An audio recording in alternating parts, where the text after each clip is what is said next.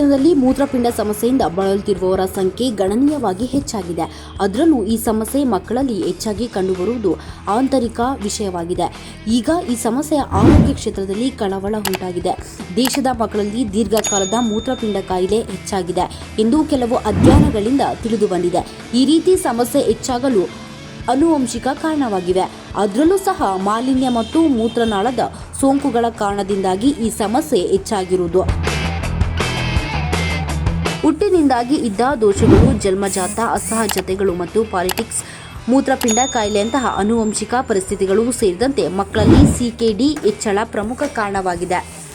ಅಷ್ಟೇ ಅಲ್ಲದೆ ತಮ್ಮ ಆರೋಗ್ಯದ ಮೇಲೆ ಸುತ್ತಮುತ್ತಲಿನ ಪರಿಸರ ಸಹ ಬಹಳ ಪರಿಣಾಮ ಬೀರ್ತಿದೆ. ಕಳಪೆ ನೈರ್ಮಲ್ಯ ಮತ್ತು ಗ್ರಾಮೀಣ ಪ್ರದೇಶದಲ್ಲಿ ಆರೋಗ್ಯ ಸೇರಿದಂತೆ ಸೀಮಿತ ಅವಕಾಶ ಸೇರಿದಂತೆ ಪರಿಸರ ಮತ್ತು ಸಾಮಾಜಿಕ ಆರ್ಥಿಕ ಅಂಶಗಳು ಕೂಡ ಈ ಕಿಡ್ನಿ ಸಮಸ್ಯೆ ಹೆಚ್ಚಾಗಲು ಕಾರಣವಾಗಿವೆ.